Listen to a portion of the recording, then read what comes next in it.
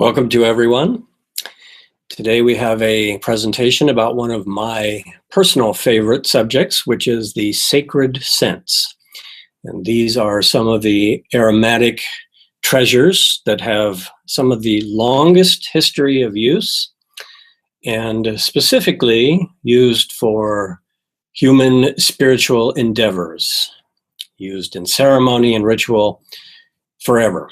Used in holy places, temples, and mosques, and pagodas, and shrines. And so these, of course, include frankincense, and Palo Santo, and Agarwood, and Sandalwood. Those will be the four primary species of aromatic plants that we will be discussing here. We have a slideshow, and we have some demonstrations of how to use these, because if you want to use the actual raw material, the resin and the wood, it takes some preparation and some tools. So I will give a demonstration as we go along. Let's just go ahead and get started here with slideshow. And our first topic will be frankincense. Okay, so here we see one of the basic ways of using frankincense and any of the resins, actually. This is a type of incense burner, and I will demonstrate the type that we offer. And this can be any kind of heat-resistant container, and you can put various types of things inside of it, such as sand or the traditional Japanese white ash, and then on top of that goes a coal, and then on top of that goes the resin. But this image actually captures several things about the sacred scents that I wanted to discuss first before we actually get into the details of how to use these. This image really captures the essence of what a lot of the sacred scents represent to people, and that is the use of aromatics for meditation and for prayer, contemplation, for ceremony and ritual. And that's one of the definitions that I like to give of why are these particular substances sacred, because we could actually look at any plant and we could see that it is composed of the elements of sunlight and moonlight and earth and water and air, nutrients from the soil and its own ancient intelligence that created the aromatic compounds. And we can see that all plants are sacred in this fundamental way. And so the question then related to this topic is, well, why are these sacred?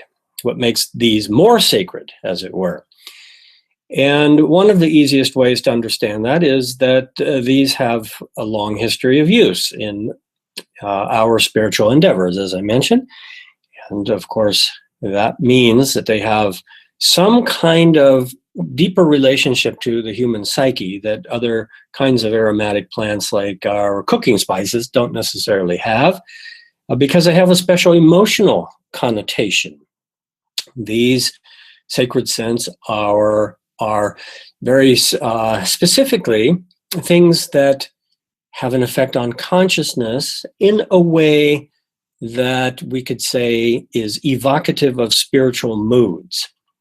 So obviously this is going to come from a variety of influences. It will happen because of the environment where they're being used and the sacredness of the space and the long history of accumulated energy of prayers and meditation that will happen in a lot of these places.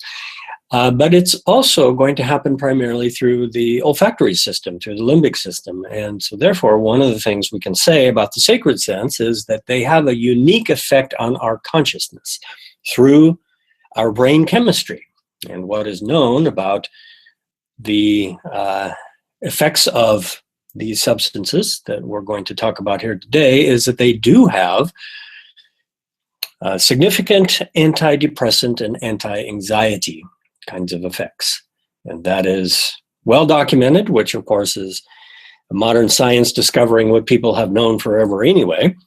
And so if we look at that aspect of the effect on consciousness, antidepressant and anti-anxiety effects basically mean that it is healing for our mind, healing for the spirit, healing for the emotions. Because if we consider that entire spectrum of anxiety through depression, what we see is that these are all forms of mental emotional suffering. And spiritual practice has always been considered the antidote to mental and emotional suffering. That's why people are drawn to spiritual practice, is to find inner peace and emotional balance. And so these sacred scents can be very effective for their therapeutic applications for supporting our mental and emotional balance. That's one of the most important things that we could say about them starting off. And let's go ahead and look at one of these in detail. This is frankincense. So frankincense is important from an ecological standpoint to understand its value and its sacredness. And that is that it comes from the very dry regions. Most species of frankincense come from the Horn of Africa region, which is Saudi Arabia, Oman, Yemen, Somalia, Somaliland, Ethiopia. There's one species that comes from India, which is very different, that I will mention briefly when we get to it. But the important thing to notice about the frankincense is the extremely arid environment that it comes from. Now, the environment, of course, plays a huge role in the ecophysiology of all plants. And in the case of the frankincense, what we are looking at are plants that are adapted to extreme heat and dryness. That, of course, influences their immune system, and the resin of the frankincense trees is full of the aromatic compounds, and so we could say that the aromatic resin, when we burn it, or the essential oil from the resin when it's distilled, is basically the immune system of an extremely hardy species of desert plant. So this region that you are looking at here is the Dhofar Valley of Oman, and this species is Boswellia sacra. I'll just mention briefly here, and come back to it later, that Boswellia sacra and Boswellia carteri are interchangeable terms. This will be important a little bit later, but I'll just mention that those two names are used for this particular species. And here we can see a very interesting example of how tenacious the frankincense tree is. The frankincense tree doesn't actually have roots as we know it. It actually attaches itself with kind of foot to rock, and that's because in these regions where it grows, it receives so little rain. The desert plants are adapted to going for long periods of time, decades actually, without rain. The frankincense tree basically goes into a state of hibernation without rain, and then when the rain comes, which can be very torrential in a short period of time, it will go through its entire leafing phase, flowering phase, fruiting phase. Its entire reproductive phase will happen in a very short period of just a matter of a couple of weeks, actually, and then it will go back into being dormant again. But this shows how it attaches itself to rock. And here we have a different species. I'm not actually sure what the species of the last one was. I believe it's also carteri. And this is in Ethiopia, and this is a different kind of frankincense. This is frankincense rive. And this is one of the things that I wanted to mention. The reason that I'm showing this diversity of images here is that there are many species of frankincense, and they're all very different. They all have different types of resin. For example, here, this is the rive resin. And when we get to the end of this section on frankincense, I will show you some very nice collector's items. Some beautiful pieces of large chunks of resin that are very beautiful and give you a really good idea of the diversity of the kinds of resins that these trees produce. And we'll see that they actually come in different colors. They come in yellow, amber, gold, which is what most people would typically think, but they also come in purple, they come in white, they come in black. So many different colors. And then when the resin is distilled to get the essential oil, it produces an even greater variety of fragrances. And that's why all the different frankincense oils smell different. This is a question that we often get. Why are they so different? Well, it's because they come from different species. And not only do they have a lot of difference between the species, but they also have a lot of differences just between the areas where they grow. So there is a huge difference, for example, between the Boswellia carteri that comes from one region and the Boswellia carteri that comes from another region. And that's why there is actually some confusion about the botanical nomenclature, the botanical naming of these trees, is because they grow under the influence of the environment. And so the environment can be very different. And so the trees can grow very differently. So let's take a look at another one. This is, again, the Boswellia carteri, and this is in Somaliland.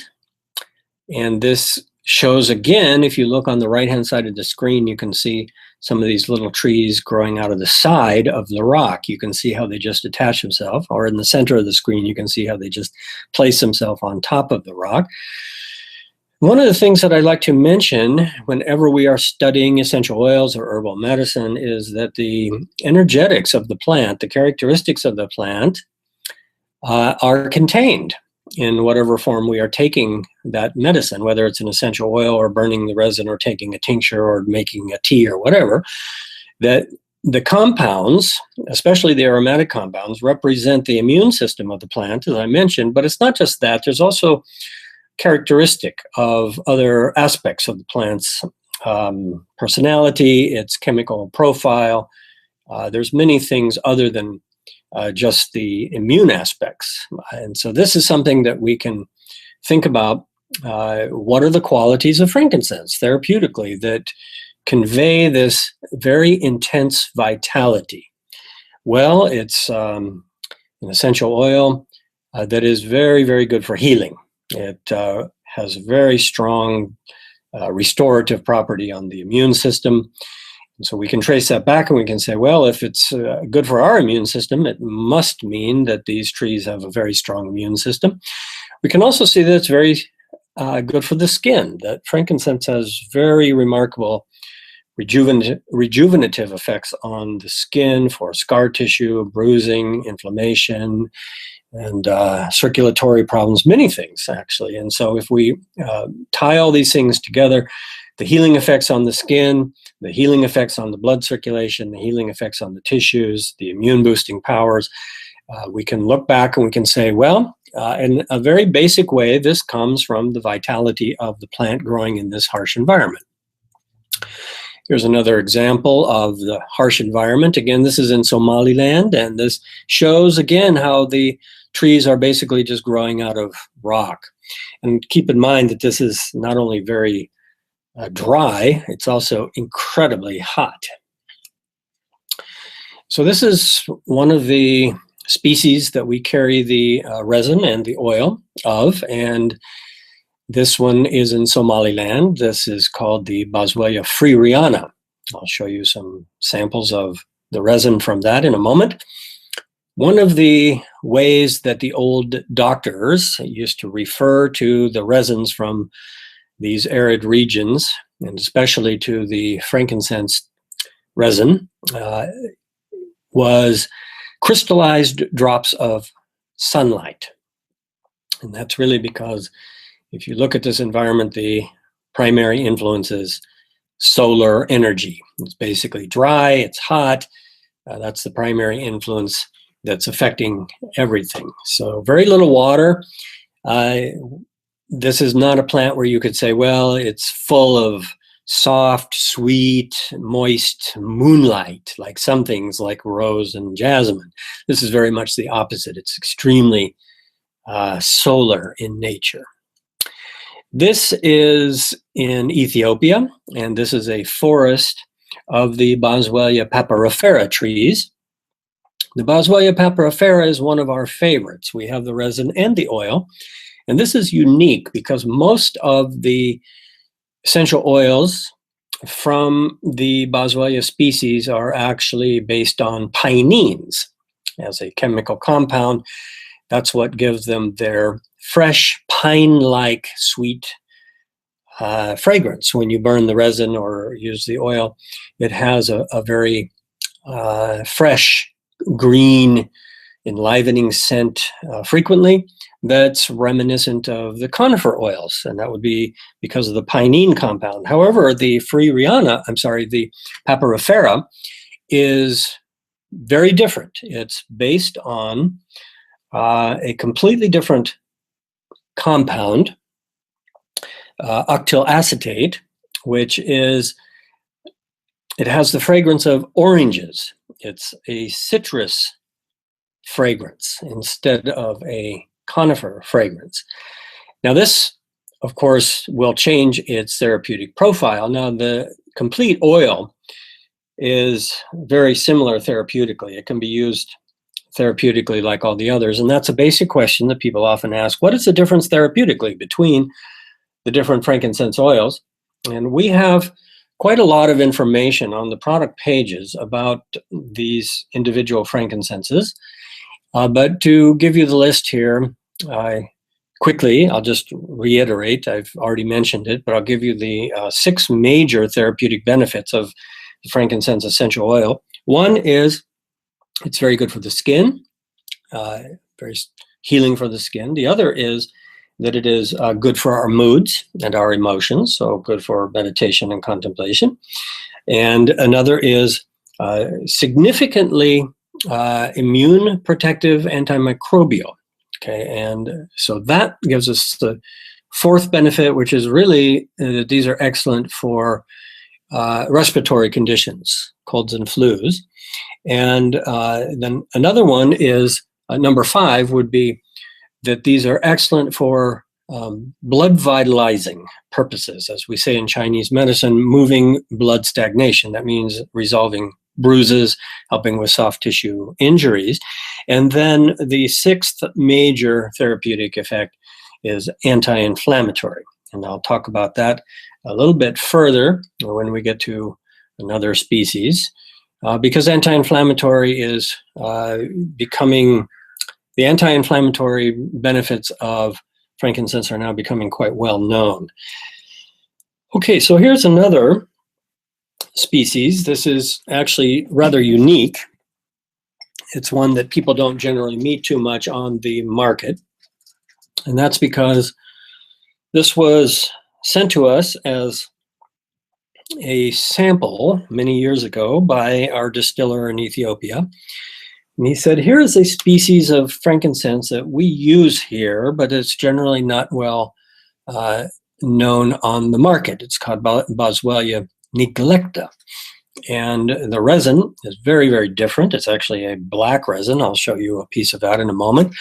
And the oil is also very different. It doesn't smell at all like the other oils, but when we tested it, what we found was that it has a very, very high concentration of pinene in it, which makes it very good for the respiratory system. So this is a good example of something that is important to consider when it comes to the frankincense oils, and that is that there are some species of frankincense which are severely over-harvested because of a great demand that's happening. There's an exploding demand for frankincense resin and essential oil because of its very valuable therapeutic applications.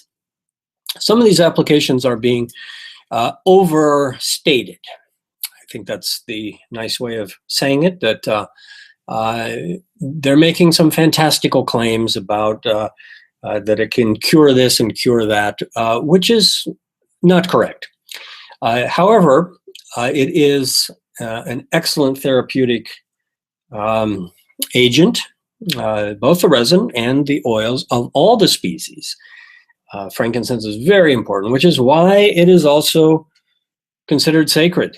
And if we look historically, of course, frankincense and myrrh together were 2 of the most important of the traditional medicines coming from the Middle East, and they were transported thousands and thousands of miles from the Horn of Africa region all over Europe, all over Asia, all over Africa, extremely valuable. And there's a reason for that, and that is because not only do they smell great when you burn the resins, not only are they mood uplifting and an offering worthy of divinity, but they're great medicines as well. And so now that they're being rediscovered, the demand is driving a lot of overharvesting. And so one of the things that we should consider is the use of species that are more abundant. And this is one of them. This is the Boswellia neglecta. This is one that is still available abundantly and not being utilized so much, and still has great therapeutic applications. Okay, now this is a different species, and you can see this comes from a very different environment.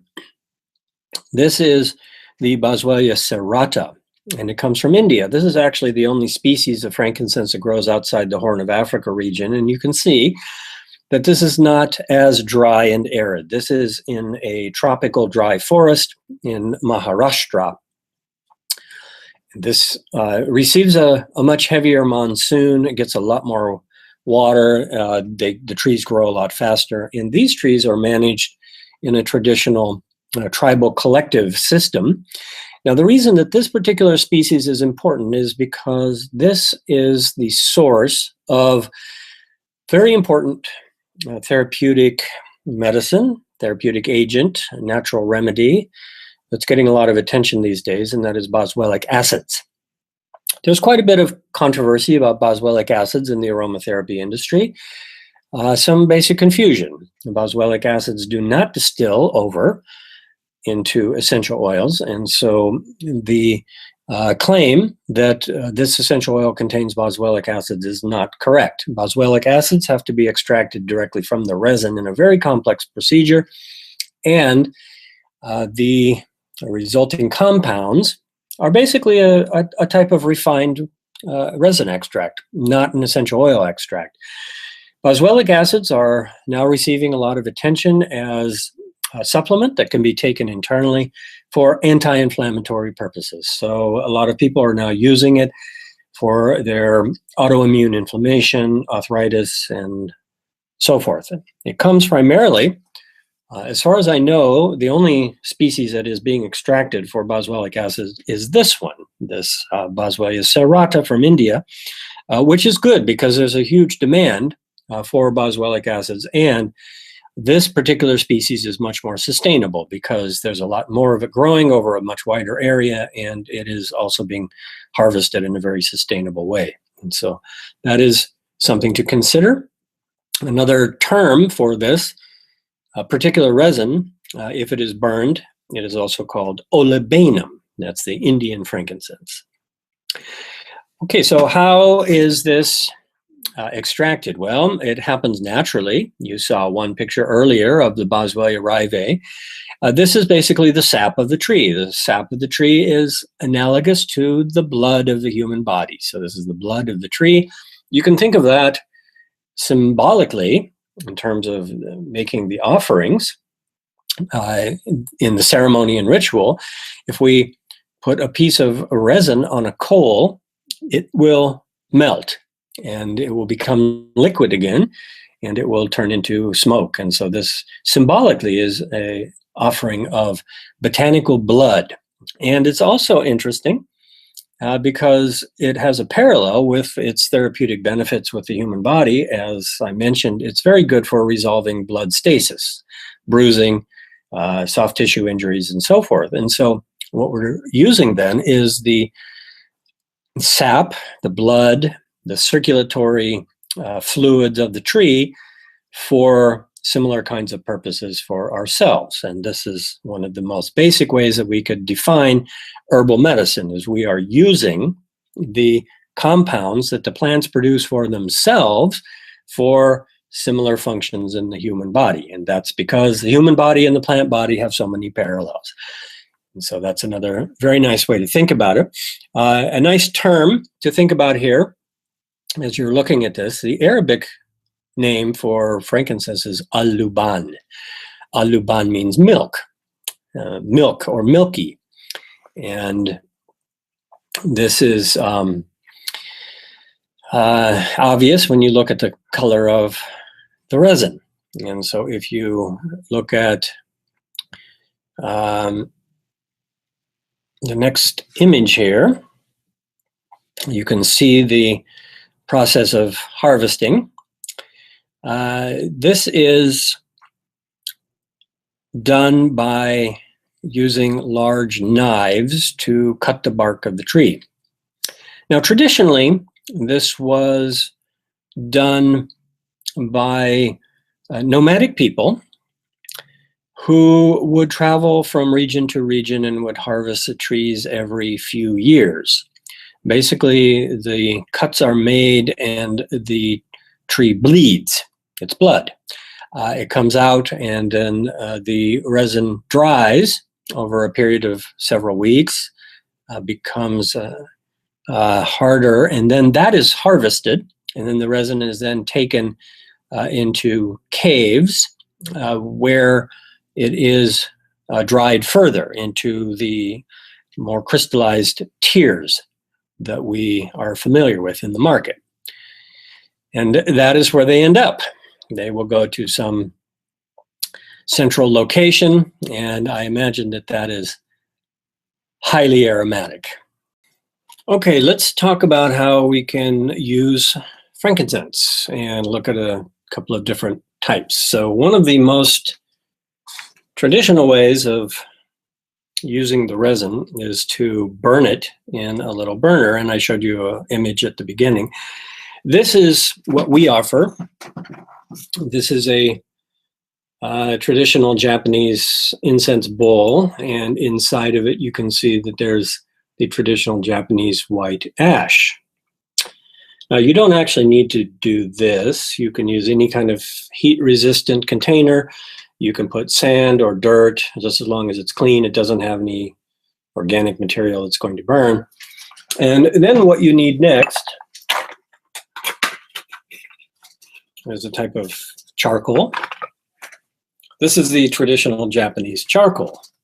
And these are non-toxic. The advantage is that they're non-toxic and they burn for a very long time.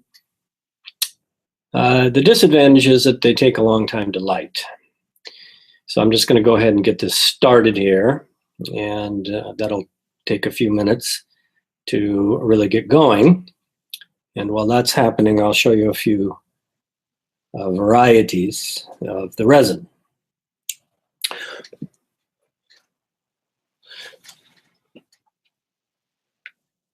So this is the coal, and this is a white ash in the burner, and we just put it inside like that. Just put it there on top.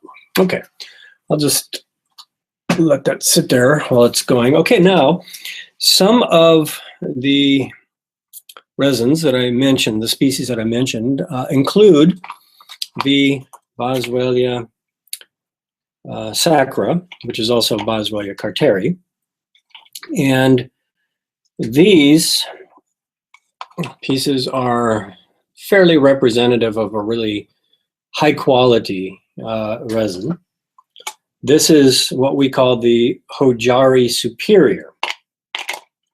And you can see that these are sort of white, translucent.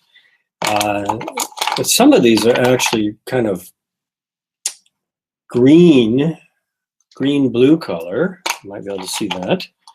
And these are exceptionally sweet. Very, very nice. Now, people sometimes when they look at the price, we have a jar about this big.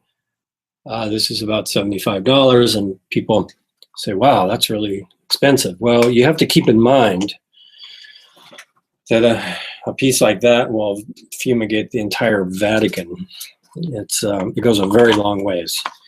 So powder it up, just put a little pinch on the coal, as I will demonstrate here in a minute, and it lasts a very long time. Okay, now I mentioned a few other species. Boswellia neglecta. This is a black resin. It makes a nice incense also. It's not as sweet as the Boswellia sacra. The Boswellia sacra is really the sweetest of all of them. And let's see, a couple other ones. This one is considered probably the highest grade in the Arab world. This one is the Boswellia sacra again, but it comes from the Hasiki region. And this is almost impossible to get now. Mostly what's on the market, the best grade is the Hojari. Okay, let's see. We've got a few others. This is the Boswellia Freeriana. It's a very nice amber gold. This is very smoky and spicy, and the oil actually has notes like cumin. It's not a sweet oil, but it is very, very therapeutic. All right, so another way to use the resin, which is a little less work, is to use our electric incense burner. And you can find this on the Floracopeia website. You can find all of these products that I'm mentioning. Just look at their respective product pages. And we also have a very nice video that was done about how to use this. Basically, you just plug it in. Comes with a little foil cup. You just put that there. And then you put your little piece, this of course is far too much. Actually, for doing a very large house, a piece like that is all you need. And you just put it in, and it will melt, and it will give off very nice fragrance. It won't burn or smoke. That is the advantage of using the electric heater, is that it's a little bit cleaner. And it's cleaner not just in terms of what it gives off, but it's also cleaner in terms of cleaning up afterwards. That all you have to do is basically just throw that tin out, or just sprinkle it in it, and the dried resin will fall out, and then you can use it again. So here we now have the coal is coming along nicely. It's slow, as I mentioned. The nice thing about doing it this way is that it's a very meditative approach. It takes a little bit of time to do this ritual, and you have to be mindful. You have to pay attention because you're dealing with the fire element here. You don't want to drop it on your carpet. So we'll give that just a couple more minutes. I wanted to mention a couple other therapeutic aspects.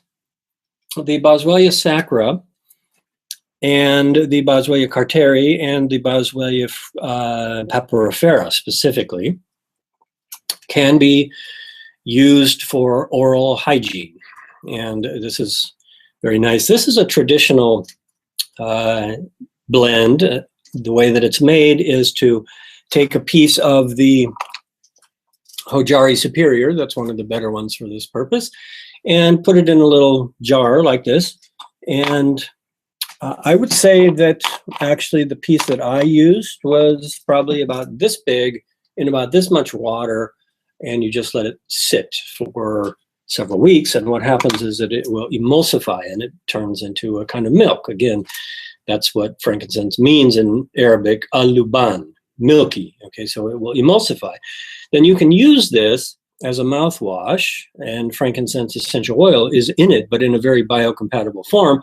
And you can use that just to rinse after you brush your teeth, and it has a very nice antiseptic, cleansing, refreshing kind of effect for the teeth and the gums, and actually for the entire mouth and throat as well. You don't necessarily need to swallow it, although it's perfectly fine. It has a small amount of essential oil in it, which would be perfectly safe and beneficial actually for the digestive system, or you could just spit it out. All right, so now we have our coal is approaching being ready. And so now all we have to do is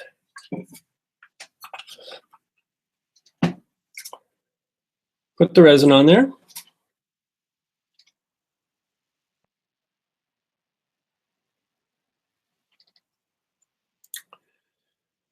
And within a very short time,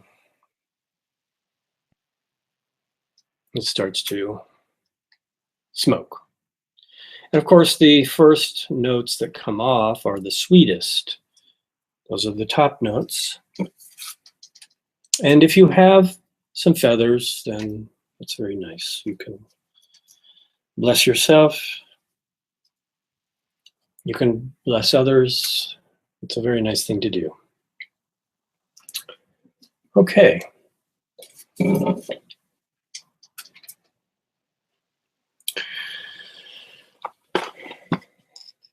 So that concludes our part on frankincense.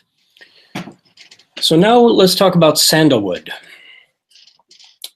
Frankincense would be considered the most important of the sacred scents from the Middle East, and sandalwood and agarwood would be considered the two most important sacred scents from Asia.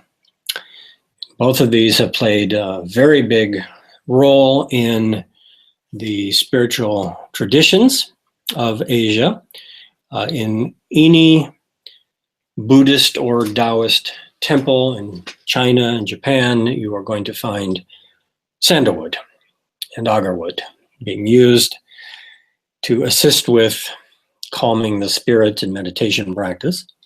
And sandalwood, of course, is a very important ingredient for aromatherapy, for therapeutic products, and for perfumery, and has been for centuries and centuries. And so this is also very old. Now, the most important thing to start with in our discussion about sandalwood is that it is also a very precious and therefore very sacred species because of environmental concerns. For all four of these species that we're talking about, frankincense, sandalwood, agarwood, and Palo Santo, the endangered status of different species of those plants make them something that we should be very grateful for. We should use these plants with reverence and gratitude, knowing the background story of how complicated it is to get them and how rare they are. And that is also another aspect of why they're sacred, is that they're increasingly difficult to get, very precious, economically increasingly expensive. They always have been. In all the traditional cultures, these were not easy to get. Frankincense and myrrh, for example, were once more valuable than gold. But that's because of the difficulty in harvesting and transporting it. Now it's because of the endangered nature of the trees. So we want to support the people who are taking care of these plants. This is always a difficult ethical question. For example, with the frankincense trees, they're under great environmental stress, both from climate change and from war, conflict, and specifically economic factors are driving over harvesting. Basically, people are facing extreme poverty and hunger, and it's a source of income. And so rather than harvesting the trees, harvesting the resin once every several years, as it used to be done, now they're being over-harvested maybe even a couple times a year. That, of course, puts a lot of stress physiologically on the trees. And so some of these species of frankincense, the botanists are saying that they could be gone in 20 years. Well, so what do we do with that ethical question? Do we just stop buying? Well, in some cases, yes. But in other cases, what we would like to do is just work with people who are doing their best to take care of the projects. And so the frankincenses that we are using, that we are offering, many of them are coming from collectives that have been set up with sustainability in mind. And frankincense is very difficult because you can't really replant it. It just has to be maintained as long as possible because they're such slow-growing desert trees. But no matter what happens, we should use these substances with reverence and mindfulness. And I think that's the spiritual solution to the overharvesting, because it's a matter of people knowing the value of these trees. And if more and more people in the world understood the value of all of these trees, not just frankincense, but sandalwood and agarwood and Palo Santo, if these were more of a priority for humanity to take care of, there wouldn't be any problem.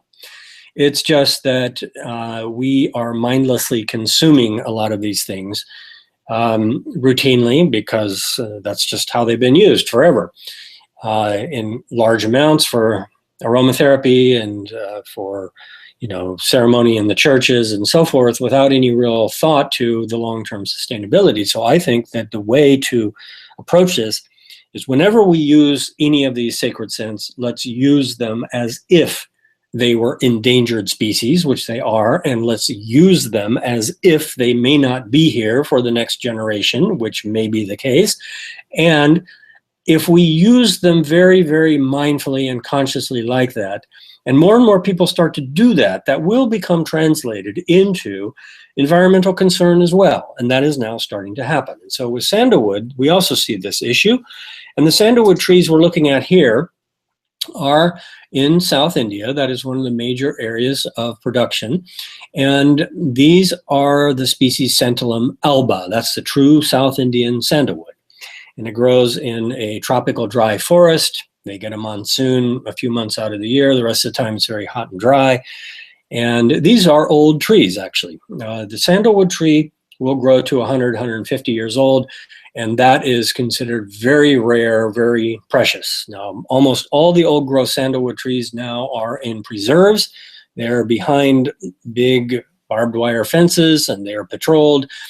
But unfortunately, they're so valuable that it's very difficult to prevent poaching. One of those trees, if you knocked it down and you took it to Mumbai, would be worth about $50,000 in the old heartwood oil. And so it's extremely valuable. So this is what the foliage and fruit looks like. And you can see here a picture from an Indian newspaper. You can see the links that they go to protect the trees, which is actually to put barbed wire around them. But it still is very tempting because that amount of money in India goes a very long ways. Now, the problem with the sandalwood oil is that it's produced in the heartwood and the roots. It's not like the eucalyptus leaves. And that's why species become endangered. One, they're in high demand, and two, you have to kill the plant to get the material. And so anything that gives its medicine from heartwood or from roots, that means that you have to kill the plant. And so, of course, that is, in the case of sandalwood, something that takes 50 years at least to regenerate.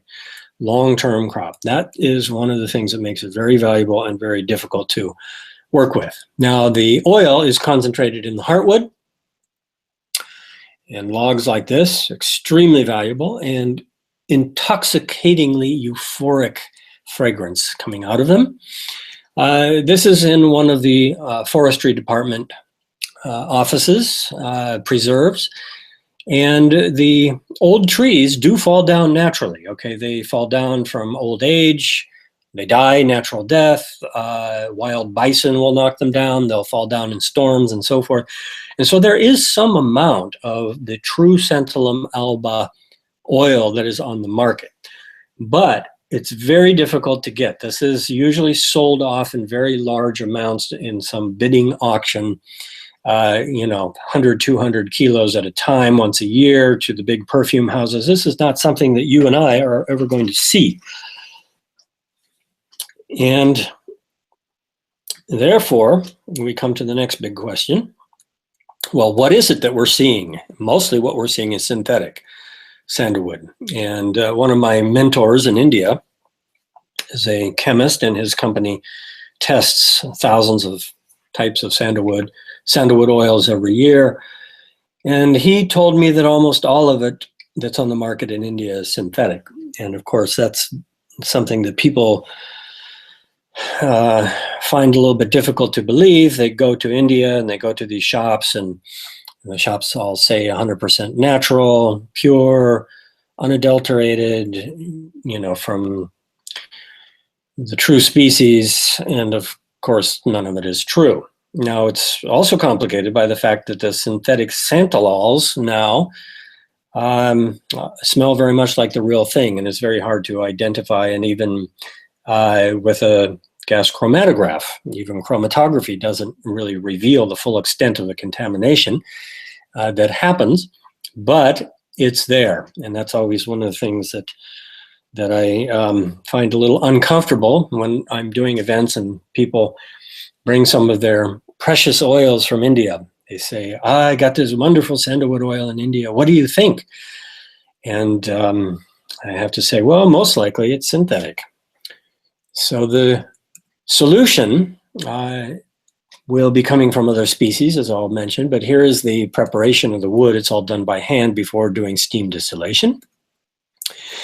And here is the hope of the future for sandalwood. This is the replanting of the seedlings. Now, one of the things that is challenging about sandalwood reforestation, that's very different than the reforestation of the Agarwood or the Palo Santo, for example, which is easier, is that the sandalwood needs other species to grow with. It's a semi-parasitic tree, and it needs a full forest in order to thrive. So I have been to the sandalwood preserves of South India 3 times. I've done filming and photography and interviews and talked to the forest rangers and the managers there. And it's really a mixed picture. In some cases, they're saying, well, we're not getting very good results with replanting. And other places they're saying, well, we are getting these good results up to this stage. And in some cases, they're saying, yes, we're getting good results. But whatever it is, it's a very long-term process. So getting the plants to the seedling stage is only the first step, of course. Then you have to wait 50 years. So I would say that in order of difficulty of replanting, frankincense is definitely the hardest. There have been no successful reports of frankincense reforestation simply because of the environment. Sandalwood would be the next hardest. Mixed reports coming out about that. And then Agarwood is actually very successful, and Palo Santo is very successful also. So 2 of those species are a lot easier to see a long-term future. And so with sandalwood, we have a lot of success stories to talk about. This is in Vanuatu, and this is a different species. This is Santalum austrocaladonicum, and we have that oil coming from some unique sources. And I suggest that you just look at the product page for that, the Vanuatu sandalwood, Santalum austrocaladonicum. It's a wonderful oil. It's not quite as sweet as the Santalum alba from South India, but it is an excellent oil. Wonderful for perfumery purposes, very nice for meditation, nice just for anointing yourself. Use it in a very special way because of its sacredness. And of course, you are probably familiar with the fact that last year there was a major cyclone that destroyed a lot of villages in Vanuatu. And so these kinds of projects are very, very important. And we're very happy to be supporting some of these reforestation efforts. So just another picture here of working with the seedlings. And then this is the replanted trees, several years old. As you can see, these are probably 10, 20 years old here, that go back into the forest.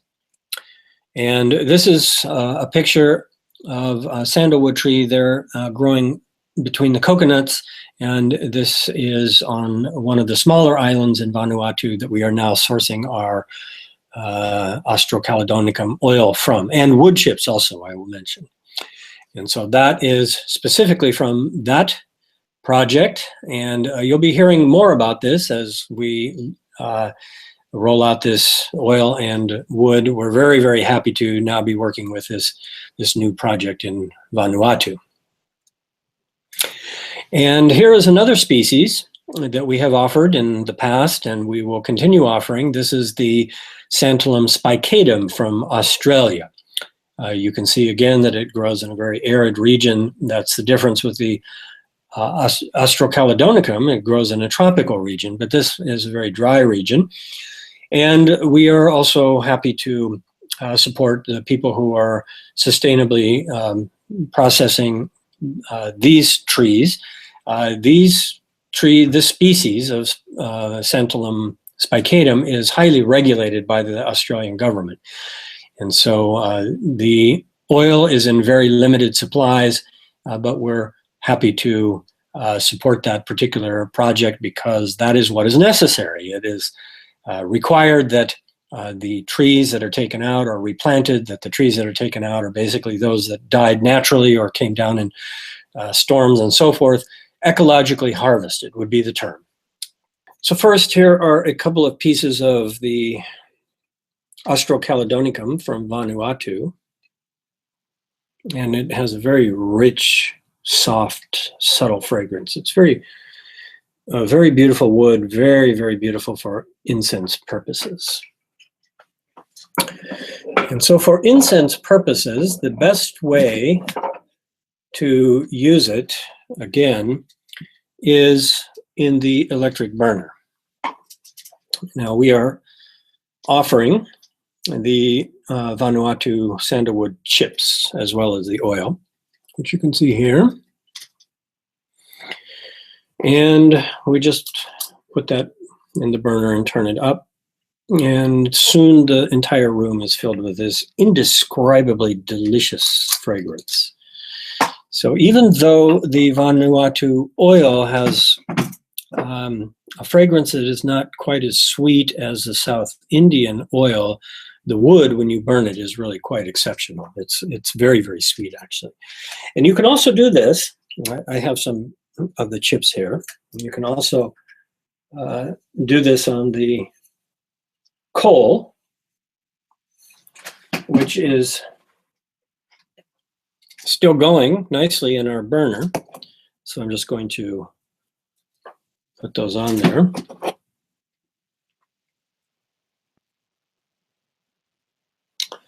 And I will offer it here to you. Just go ahead and take some. Bless yourself with it. And that concludes our sandalwood section. Well, I should say a few words about its therapeutics, of course. Sandalwood oil is very good for the skin. It's a little too expensive to use in any large amount for therapeutic purposes. So really, because of its preciousness, think about it more for meditation. So put a little pinch of the wood. That will go a long ways. Wood is not expensive, actually. This new source in Vanuatu is very cost effective for the wood. And a little bit of the wood on a burner goes a long ways, and very, very nice effect on consciousness. The main thing that we can say about it is that it calms the sympathetic nervous stress. And basically, it works on the autonomic nervous system to balance it. So we could say that it has a nice effect on the parasympathetic nervous system, that when your stress levels are high and you use some of this as an incense, or you anoint yourself a little bit with it, or the way I like to do it is just to take a drop on the fingers and just inhale it like that, and then sit and meditate. When we use fragrance with meditation, the effect is more pronounced, actually. And so with sandalwood, it's very, very nice to just breathe it and then sit quietly and meditate. And you can really feel it. It will really have a calming effect on the nervous system. So that's the primary benefit. There's a lot of benefits, of course, but I'll just keep it short here and say that it is one of the most sattvic spiritual fragrances. That means that it basically supports calmness, clarity of the mind. And so we would say in Chinese medicine, it's very good for the Shen, very good for the spirit of the heart. So now let's talk about agarwood, Aquilaria agalocha. And agarwood is a very, very profound aromatic treasure that is, on the one hand, highly endangered, and on the other hand, has great potential for sustainability. Now, what is highly endangered about the agarwood is the old growth trees. Agarwood grows throughout Southeast Asia. It's in New Guinea. It's in Thailand, Laos, Burma. It's also in certain parts of India, in Sikkim, for example. And now, what makes the agarwood extremely valuable is not just that it's very expensive as a wood. It's probably the most expensive incense ingredient in the world, and most expensive oil, which gives it a lot of economic potential for reforestation projects. And here you can see agarwood reforestation happening. But one of the things that makes it so expensive is that in the wild, not all the trees produce the oil or the resinous wood. Now, in the reforestation efforts, there are ways that the trees can be treated so that they all produce the oil, but in the wild, the trees only will produce it as an immunological reaction to an infection. And so what you can see here is that the heartwood of the tree has become infected. The bark is damaged, and a fungus has gotten into the heartwood, and that's how it starts. And so in the heartwood then, it causes an immunological reaction that produces this resin. And this thick, resinous, dark wood forms in the heartwood. And that's what it looks like when it's taken out. Now, that wood is extremely valuable, very, very expensive. And a large piece of agarwood, if it is especially carved into a beautiful carving, can be worth literally hundreds of thousands of dollars. And so this, of course, is what drives the poaching of the wild trees. And unfortunately, this is a very, very big black market. And it's also a very dangerous black market because the trees are so valuable, and people do get shot poaching the wild trees. And this is also what makes reforestation so valuable, is that huge demand. So let's talk about both the wild and the reforestation projects. We don't have access to any of the wild species, and we don't want to. It's far too expensive, it's not ethical. And so the wood and the oil that we carry, it's quite difficult to get it, but we are now working with some sources that we feel very good about, and I'll show you some pictures from those sources. Now, the reforestation of agarwood is actually a very, very big industry now in Southeast Asia, and the thing that makes it really nice and gives it a lot of potential is that the trees grow very quickly. And so here's a nursery with a lot of seedlings. And this is also a nursery in India. The first image was in Vietnam, and this one is in Sikkim in northeastern India. And you can see thousands and thousands of agarwood seedlings. Now, the trees grow quickly, and they can be planted. This is after about 4 years, actually. This is in Vietnam. They are part of ecological restoration projects. And this is after about 10 years. And at about 10 years, what happens is that the trees are inoculated. They're drilled full of holes, and then a fungal mixture is injected into the trees, and that stimulates a tree to produce the resin. Now, the oil and the wood that comes from these types of trees is obviously not as high quality as those that come from the old growth wild trees. and therefore it's not as expensive. But we do want to support that. Now, there are projects that have been going on for some time that just drill the tree. They don't actually put the fungal inoculation into it. They just allow the tree to become naturally infected.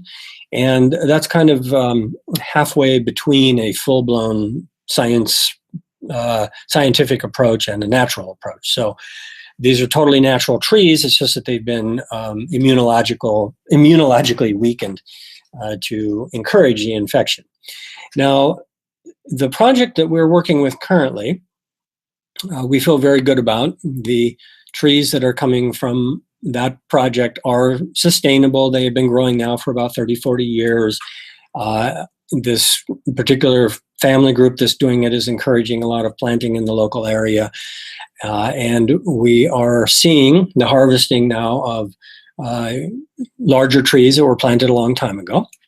And we're also getting some oil from this particular source, and we have tested it, of course, to check on its purity. Now, one of the things that I would like to mention here is that just like the sandalwood, because it is so precious and valuable and expensive, there's a tremendous amount of adulteration. And this is also true, if not more so, with the agarwood. It's estimated that agarwood oil, between the time it leaves the distiller and the time it reaches the customer, has passed through 10 hands in the industry, and it is generally adulterated at each step of the way. So it is almost impossible to find agarwood that is true agarwood that is not contaminated on the retail market. Now, this is especially problematic if people are being told to take essential oils internally, because if you have a species where the oil has a very high likelihood of being contaminated and people are being told, oh, it's a great medicine, you should take several drops a day, there's a very high likelihood that you are getting synthetics in that. Now, the only way around that is you know exactly who's distilling it and you get it directly from them, and you do the testing on it. And so we feel good about this particular source, and we have introduced one oil from this source so far that we have put together into a base of sandalwood to form a attar, a sandalwood-based perfume. And that sandalwood is the Australian sandalwood, the Santalum spicatum, from a sustainable source and a sustainable agarwood. You can find that agarwood attar on one of the product pages. And so the wood is ground into chips, and then it's actually fermented into a paste to help draw out the oil, and then it is distilled, and then you end up with just a very, very small amount of oil. That's another reason why it ends up so expensive. Okay, so this is in Assam, and these are some of the original trees that were planted in the reforestation effort many decades ago, and of course now they're getting quite large and very, very valuable. And finally, our last image here, wanted to show you that while the agarwood trees are maturing in this kind of agroforestry situation, that other things can be grown that can produce income in the meantime. And so this is patchouli, and patchouli can be harvested 3 times a year and distilled for a cash crop, beautiful oil, while the agarwood trees are growing. So I have just a few things to show you here in the agarwood department. One is a nice piece of agarwood. This is very, very valuable. Now, this is not the really dark, black, resin-rich wood that would be really, really expensive, but this makes a very, very fine incense. And there are many kinds, many grades of this wood. Basically, I just have that one grade to show you, but it's very nice. That's the one we carry. It's affordable in a relative sense for people because it's not the really top grade. Yeah, I would say it's more like a medium grade. It's definitely a very, very nice wood to burn for an incense. And the best way to do it is, again, to just put a little piece on the electric burner. Now, for the agarwood, it's very important that you do not put it on the coal. All right, so the sandalwood, frankincense, and Palo Santo, you can use the coal, but the agarwood, you should always use the heater. And the reason for that is because the resin comes out much more sweetly. It has a much nicer fragrance if you just heat it a little bit as opposed to putting it on the coal. Putting it on the coal would be considered barbaric, to just burn it and get smoke out of it. You're going to lose a very nice sweet top notes. So use the agarwood chips. You can powder them also, or if you have a mortar and pestle, just break them up into smaller pieces. Or if you have a little spice grinder, you can put it into a powder, and you can just put that on the little tin cup that goes inside the electric burner, and it produces a very, very beautiful, sweet wood note fragrance, and its effect therapeutically is really fascinating. It's almost hypnotic in its relaxing effects for meditation. That's the primary use for agarwood because it's so expensive. Of course, the agarwood attar that I mentioned, the very, very fine oil from the sustainable project in Thailand mixed with the sustainable spicatum sandalwood, that can be worn as a spiritual perfume. Okay, you can just put that on. It's long lasting. It's a base note, and it elevates the mood and it calms the nervous system. It's very, very fine as an attar. But the wood in the burner is excellent for just calming the mind and the spirit. It's really one of the best for calming the shen, as they say in Chinese medicine. When you sit down, you've been busy, you've been running around all day, circulation's going, your nervous system's overstimulated, you want to transition quickly into a nice peaceful mood, put some of that on, sit down, breathe it. It will have a very calming, centering kind of effect.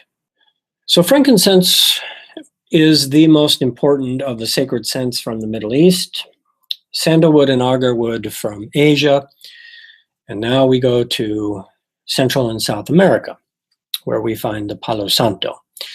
So this is on the equator of Ecuador.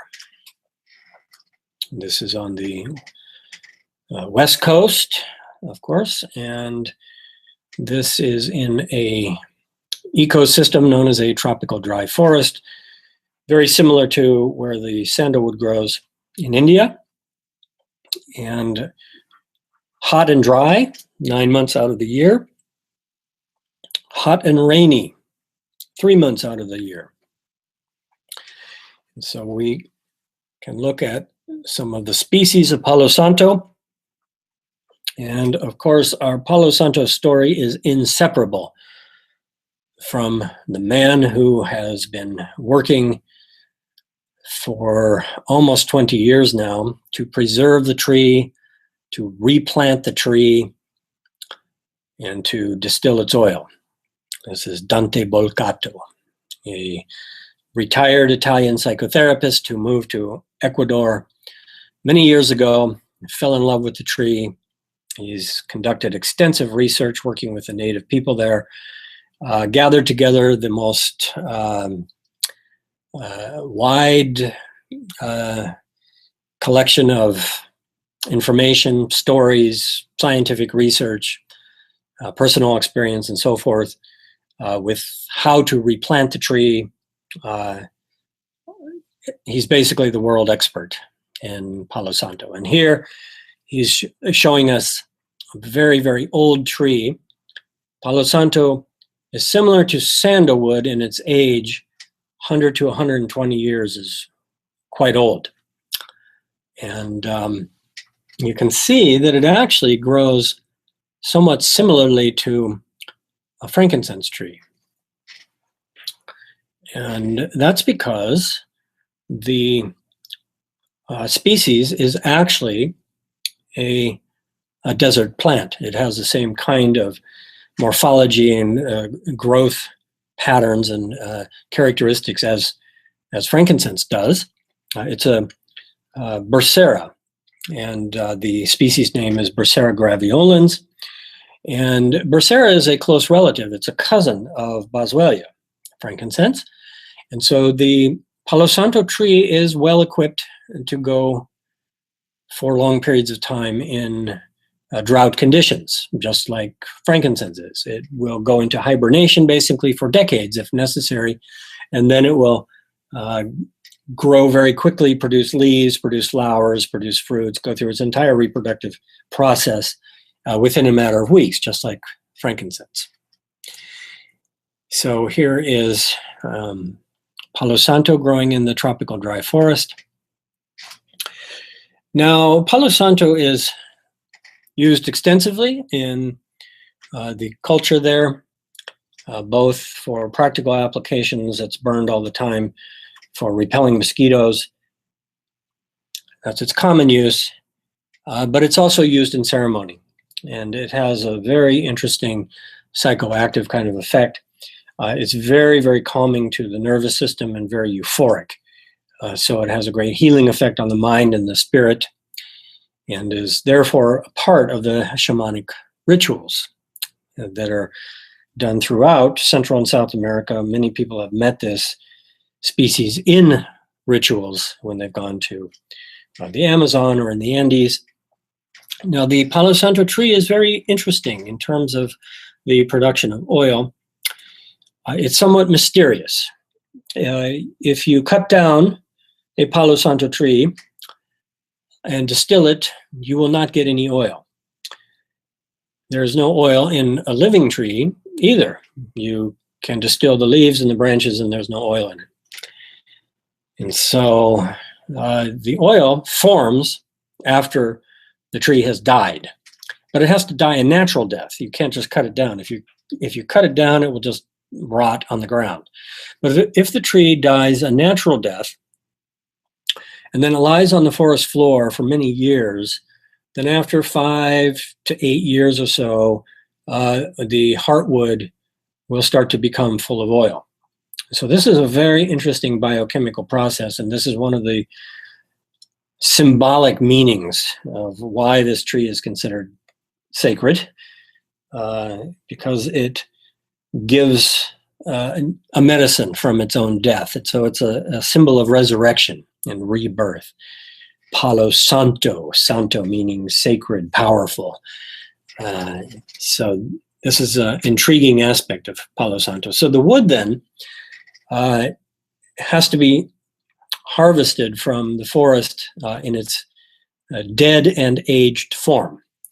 Now, Dante has contracts with the government to harvest dead wood from large regions, large areas of the state where he lives, and he employs about 5 people to harvest the wood, and then he employs quite a number of people in the village, actually. And so this is a really good story of utilizing a sustainable natural resource for economic upliftment, because there's very little work in this small village, and it's very hard labor and poorly paid. And so his team of 20 people who gather the wood and make it into oil and incense and other products enjoy a very high quality of life as a result of this. Now, of course, he's also involved in the reforestation efforts, as you will see. So this is what the wood looks like as it comes in. It's brought in somewhat seasonally, of course, because they can't harvest it during the rainy season. The forest becomes too overgrown and full of snakes and dangerous, and so it's brought in during the dry months. And in this little shed, it smells quite extraordinary. The wood is then ground into a powder, and here is Dante the alchemist. He distills it in very small batches. It has a very high yield. That's a wonderful thing about this wood. Agarwood, many species actually have very low yield. Like frankincense, for example, the resin will give maybe 1% oil. That means, for 100 kilos of resin, you'll get 1 kilo of oil. So you need a lot. But with the Palo Santo, it's very, very high yield. I think it's something like 20%, something like that. So there's a lot of oil that comes. He basically runs 2 stills at a time. And another thing that's very interesting is that it is a well-known fact that the amount of oil that comes out of the still is dependent on the lunar cycle.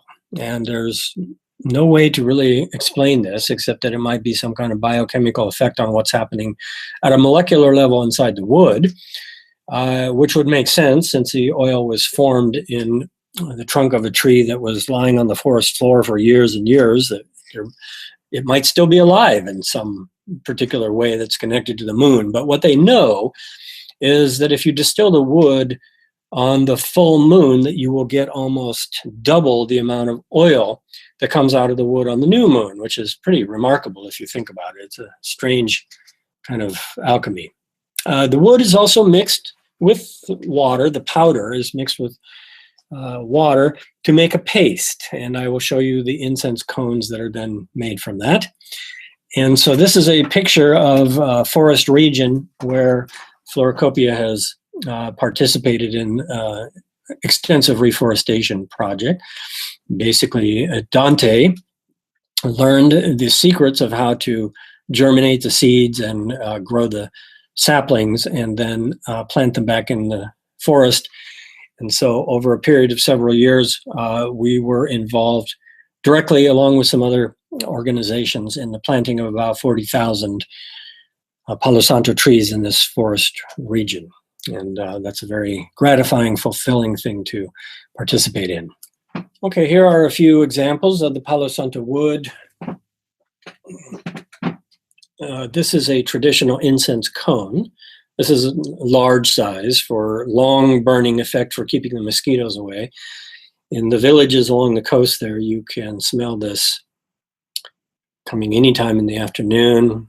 As the afternoon approaches, they light this because, of course, that's when the mosquitoes come out, and they'll just have this burning to fill the house with smoke. It's quite effective, actually, and it's very nice.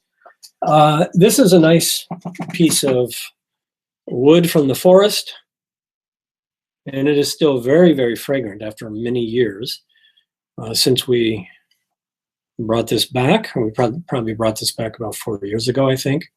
You can see heartwood there. It's very rich in oil.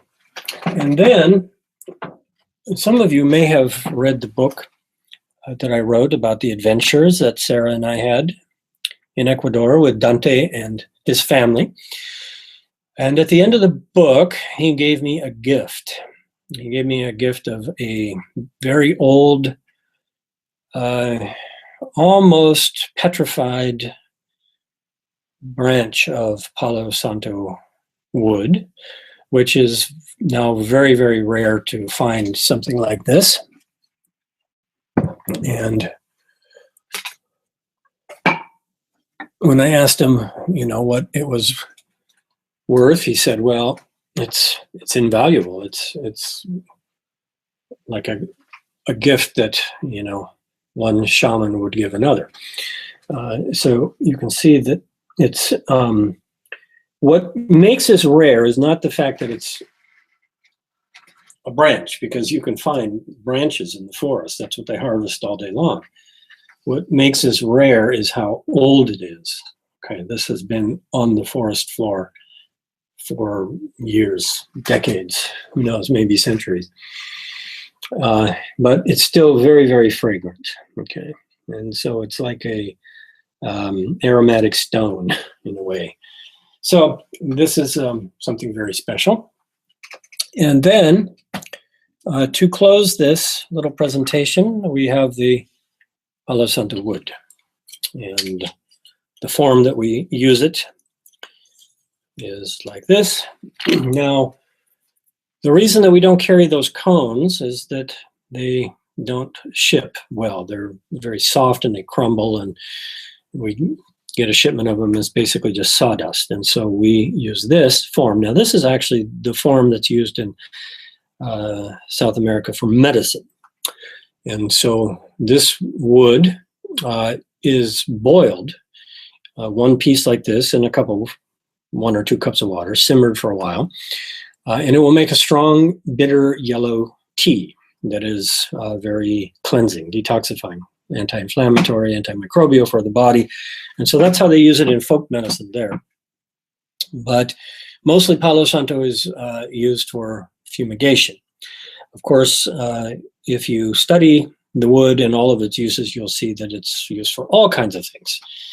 In the folk medicine there, it's used in liniments for the joints and taken as tea for all kinds of things. But the primary therapeutic benefits of using the wood and the oil in aromatherapy is, again, the effect on the mind, the effect on the spirit. Okay, so I'll just show you how this is done. It's very rich in resin, and so as you can see, it lights quickly and easily. And the way that you could think about this is a little bit of a smudge stick. Okay, now be careful. And there you go. And so that's how the Palo Santo wood is commonly used now in North America. It's found in this form mostly for incense purposes. But I would advise you to be very careful when you put it out, because the resin is very rich and it can reignite easily if you're not watching it. So a good way to do it is in your white ash, just like that. But even that, it can keep burning. So keep an eye on it, handle it carefully. And then, of course, there is the essential oil. The essential oil is extremely popular.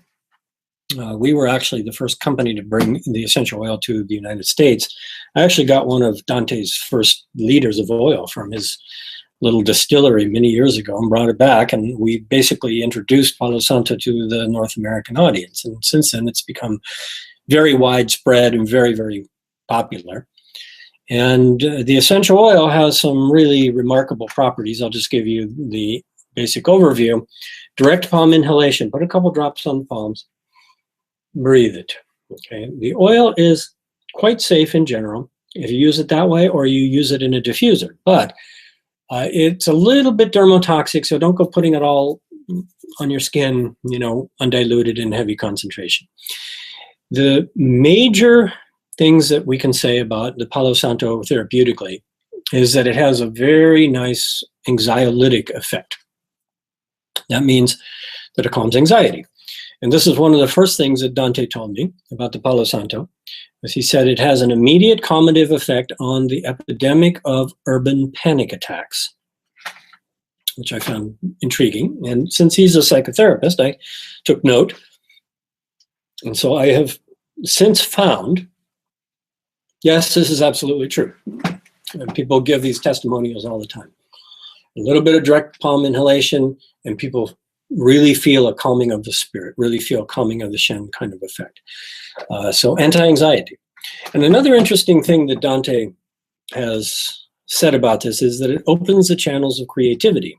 Well, that's a little more esoteric, and I didn't quite know what he meant the first time he told me that. So when I went back several years later, I asked him, I said, well, what exactly does that mean? He said, well, Palo Santo removes negativity. Right? It can be microbial negativity, it can be mosquitoes, it can be mental negativity, it's uplifting to the mind and euphoric and so forth. And he said, well, what happens when negativity is removed? What remains? What remains when negativity is removed?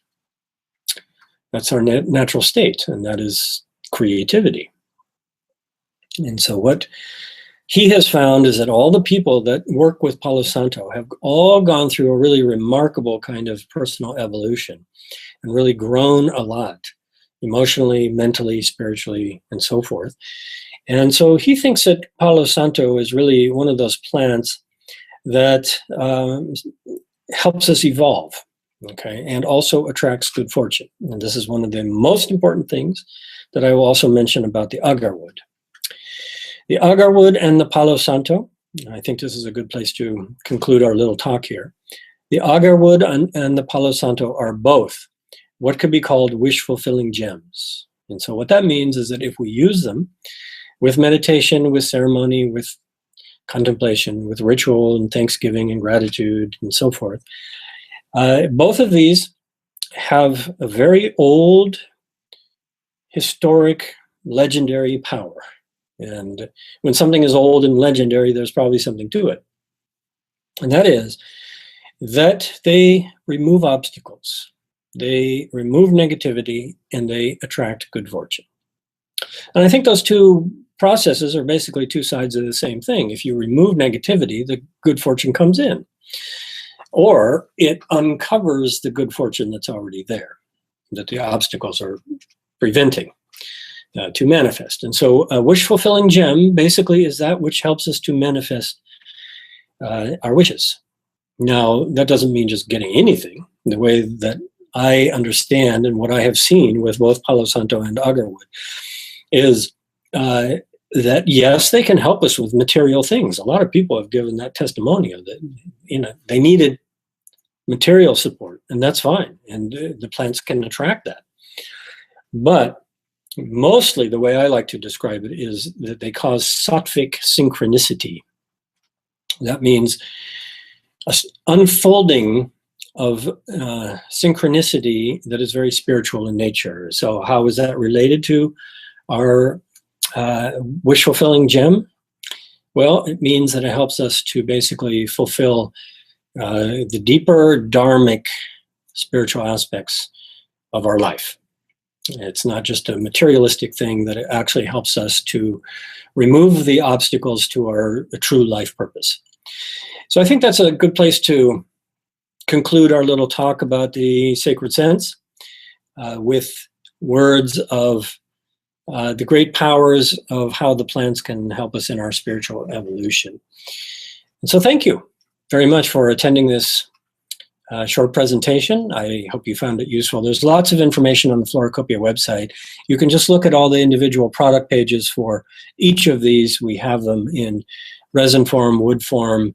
We have all the burners, the electric burner, bowl burner, all the traditional ways of using these, and the charcoals. And of course, we have all of these in essential oil form. So thank you again.